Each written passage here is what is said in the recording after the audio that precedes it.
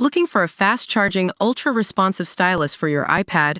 Meet the 2X Fast Charge Active Stylus Pen, designed for 2018 to 2025 Apple iPads.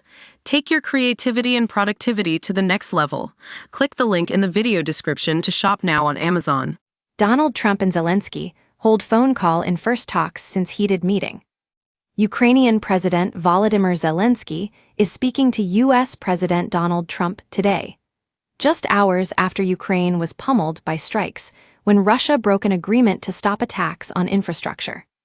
Zelensky said he wants to hear more about Trump's call with Putin, which was referred to as very good and productive. Today I will have contact with President Trump. We will discuss the details of the next steps with him, Zelensky said. It's the first time the pair have chatted since their tense exchange in the White House last month. Yesterday, Trump and Putin reportedly brokered a deal for Russia to stop striking crucial Ukrainian infrastructure for 30 days, which Putin promptly broke this morning. The Kremlin hit energy infrastructure in Slavyansk, a city in the Donetsk region, leaving large swathes of the city of 100,000 people without power.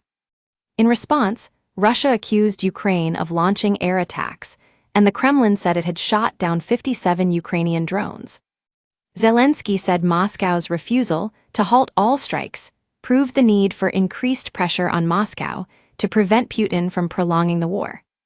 This confirms that we must continue to pressure Russia for the sake of peace, he said on Tuesday night.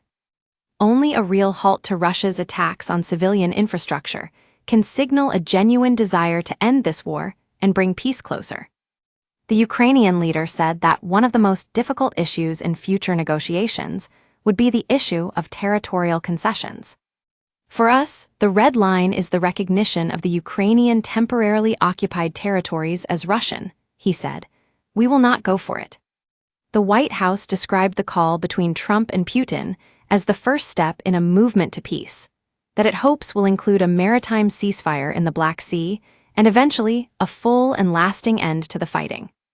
But there was no indication that Putin backed away from his conditions for a prospective peace deal, which is fiercely opposed by Kyiv.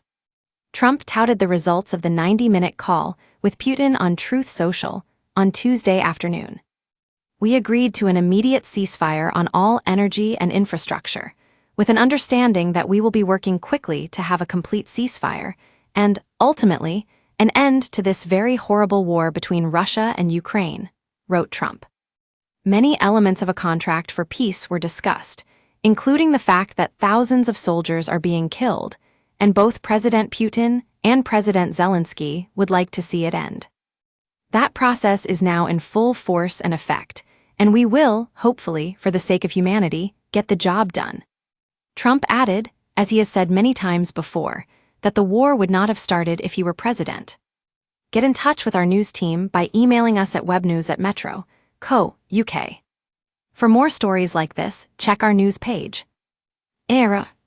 More RAF and Navy warships deployed after 4 Russian ships enter UK waters. More JFK files. 4 bombshell findings from president's assassination documents released by Trump. More Emaine Khalif blasts Donald Trump and warns she's coming to USA to defend Olympic gold. Stay on top of the headlines with daily email updates. This site is protected by Ray CAPTCHA, and the Google privacy policy and terms of service apply. Your information will be used in line with our privacy policy.